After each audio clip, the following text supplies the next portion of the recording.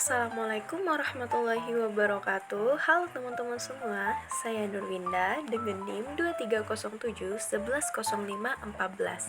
Di sini saya akan menjelaskan materi terkait implementasi dan tantangan Pancasila di era reformasi, yang mana ini menjadi bagian dari tugas mata kuliah Pendidikan Pancasila. Lalu, apa sih era reformasi? Era reformasi adalah berbagai perubahan yang terjadi di Indonesia sejak era reformasi yang dimulai pada tahun 1998. Era reformasi merupakan masa transisi dari masa Orde Baru yang cenderung tertutup, bahkan cenderung otoriter ke era reformasi yang lebih demokrasi. Pada masa reformasi, pola kepemimpinan juga bergeser, di mana perempuan telah diperhitungkan dalam dunia perpolitikan, ditandai dengan adanya undang-undang yang memberikan ranah lebih luas kepada perempuan untuk berkegiatan dalam dunia politik Indonesia. Undang-undang yang mengatur perpolitikan perempuan salah satunya adalah Undang-Undang Nomor 8 Tahun 2012 tentang kota 30% perempuan dalam parlemen, baik itu di tingkat pusat DPR RI dan di tingkat daerah DPRD provinsi atau kabupaten atau kota. Selain menteri bergender perempuan yang melonjak di era reformasi, presiden perempuan pertama juga terjadi pada masa reformasi. Era reformasi juga memperkuat partisipasi masyarakat dan transparansi anggaran yang akan memperkuat sistem pemerintahan yang baik.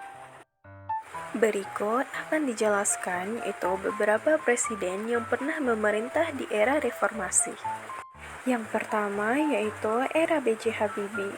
Setelah Soeharto menyatakan mundur dari jabatan kepresidenan pada tanggal 21 Mei 1998, pada hari itu juga Wakil Presiden B.J. Habibie dilantik menjadi Presiden Republik Indonesia. Hal ini sesuai dengan ketentuan pada pasal 8 Undang-Undang Dasar 1945 yang menyatakan jika Presiden mangkat atau berhenti atau tidak dapat melakukan kewajibannya dalam masa jabatannya, maka digantikan oleh Wakil Presiden sampai habis masa jabatannya.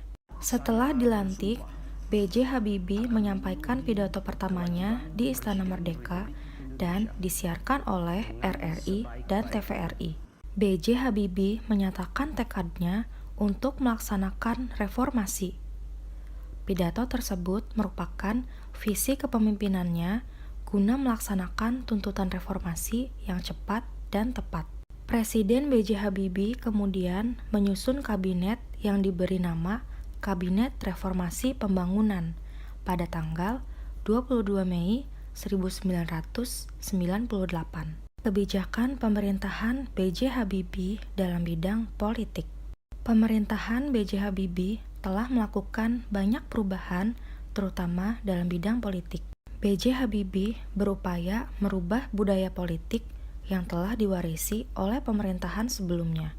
Beberapa kebijakan yang ditetapkan oleh B.J. Habibie dalam bidang politik diantaranya, yang pertama, memberlakukan otonomi daerah yang lebih demokratis dan meluas melalui TAP MPR nomor 15 tahun 1998.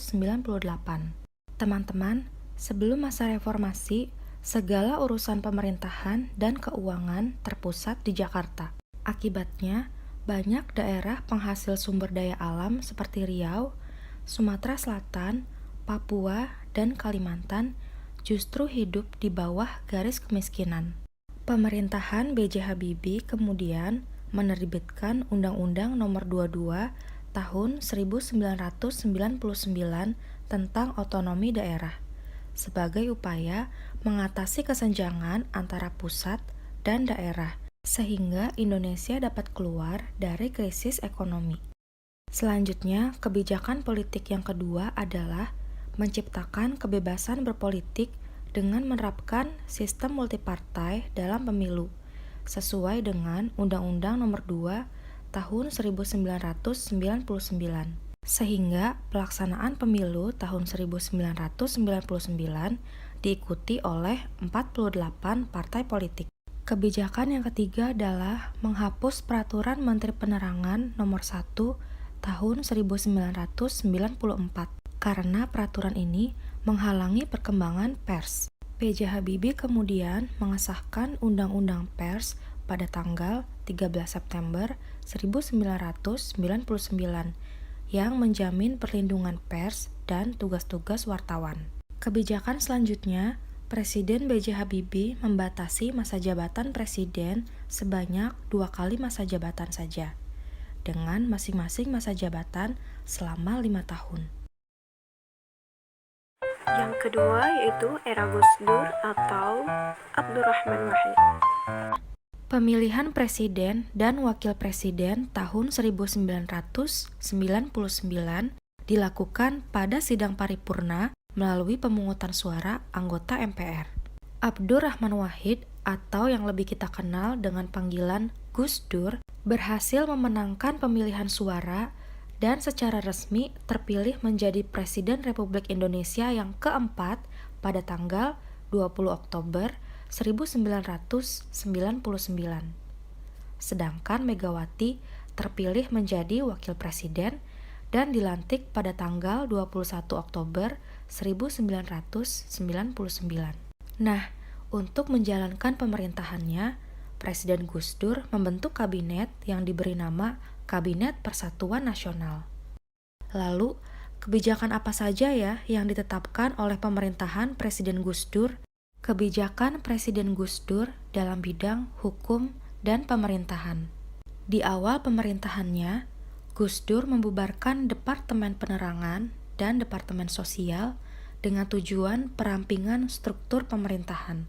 Pembubaran dua departemen ini diiringi dengan pembentukan departemen baru yaitu Departemen Eksplorasi Laut melalui keputusan Presiden nomor 355 tahun 1999. Pada tanggal 23 November tahun 2000, namanya berubah menjadi Departemen Kelautan dan Perikanan melalui keputusan Presiden nomor 165 tahun 2000.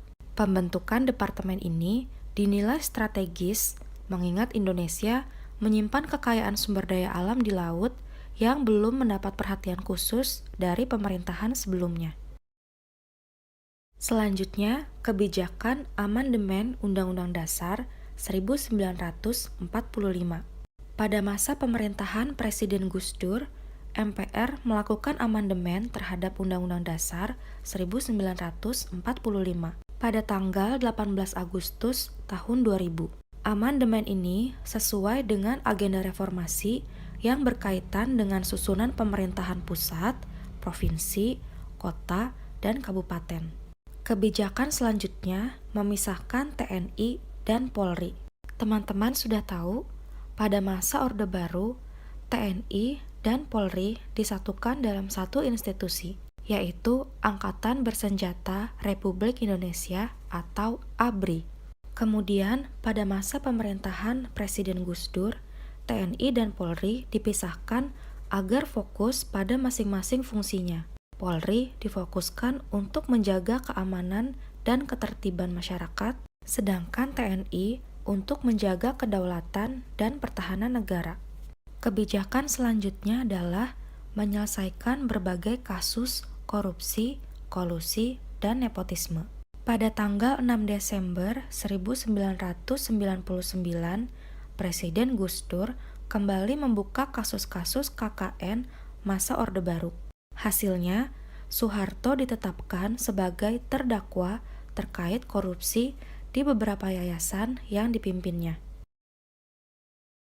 Dan yang selanjutnya yaitu Presiden perempuan pertama yang ada di Indonesia yaitu era Megawati. Setelah Presiden Abdurrahman Wahid diturunkan dari jabatannya, maka Wakil Presiden Megawati Soekarno Putri diangkat sebagai Presiden Republik Indonesia yang kelima dan dibantu oleh Hamzahas sebagai Wakil Presiden. Setelah diangkat sebagai Presiden Republik Indonesia yang kelima pada tanggal 23 Juli tahun 2001, Presiden Megawati membentuk kabinet yang diberi nama dengan Kabinet Gotong Royong. Kabinet Gotong Royong memiliki 5 agenda utama. Yang pertama, menghapus KKN. Yang kedua, menyusun langkah untuk menyelamatkan rakyat dari krisis yang berkepanjangan. Yang ketiga, meneruskan pembangunan politik. Yang keempat, mempertahankan supremasi hukum. Dan yang kelima, menciptakan situasi sosial kultural yang kondusif. Kebijakan Presiden Megawati dalam bidang hukum dan pemerintahan. Yang pertama adalah melakukan amandemen terhadap Undang-Undang Dasar 1945.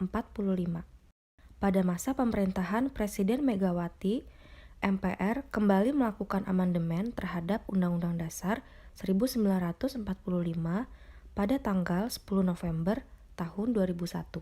Selanjutnya, merubah kekuasaan kehakiman sebagai kekuasaan independen agar dapat menyelenggarakan peradilan yang adil dan bersih. Membentuk Komisi Pemberantas Korupsi atau KPK melalui Undang-Undang Nomor 30 Tahun 2002. Membentuk Mahkamah Konstitusi selambat-lambatnya tanggal 17 Agustus tahun 2003. Mengeluarkan Undang-Undang Nomor 32 Tahun 2004 mengenai desentralisasi dan otonomi daerah. Mengeluarkan Undang-Undang Pers dan Undang-Undang Penyiaran. Kemudian, Presiden Megawati juga menetapkan beberapa kebijakan penting terkait pemilihan umum, yaitu mengeluarkan Undang-Undang Nomor 12 Tahun 2003 tentang pemilu, mengeluarkan Undang-Undang Nomor 22 Tahun 2003 tentang susunan dan kedudukan anggota MPR, DPR, DPD, dan DPRD, mengeluarkan Undang-Undang Nomor 23 Tahun 2003 tentang pemilihan presiden dan wakil presiden. Pancasila sebagai dasar negara Republik Indonesia. Pancasila adalah dasar negara Republik Indonesia yang terdiri dari 5 sila, yaitu ketuhanan yang Maha Esa, kemanusiaan yang adil dan beradab, persatuan Indonesia, kerakyatan yang dipimpin oleh hikmat kebijaksanaan dalam permusyawaratan atau perwakilan, dan keadilan sosial bagi seluruh rakyat Indonesia. Pancasila dijadikan dasar negara karena ia menjadi pijakan dasar bagi semua kebijakan yang diambil oleh pemerintah dan lembaga-lembaga negara sebagai simbol integrasi dan kesatuan bangsa Indonesia yang terdiri dari beragam suku, agama, dan adat istiadat. Pancasila juga menjadi dasar bagi pembangunan ekonomi Indonesia. Membangkitkan Pancasila di era reformasi, para pemimpin bangsa dan negara tidak hanya mengucapkan Pancasila dan Undang-Undang Dasar 1945 dalam pidato-pidato, tetapi mempraktekkan nilai-nilai Pancasila dalam kehidupan kenegaraan serta kehidupan sehari-hari. Dengan demikian, kesaktian Pancasila bukan hanya diwujudkan dalam bentuk seremonial, melainkan benar-benar bisa dirasakan langsung oleh masyarakat. Kelihatannya, yang diperlukan dalam konteks era reformasi adalah pendekatan-pendekatan yang lebih konseptual, konferensif, konsisten, integratif, sederhana, dan relevan dengan perubahan-perubahan yang terjadi dalam kehidupan masyarakat, bangsa, dan negara. Demikian pembahasan materi ini. Sekian, terima kasih. Sampai jumpa.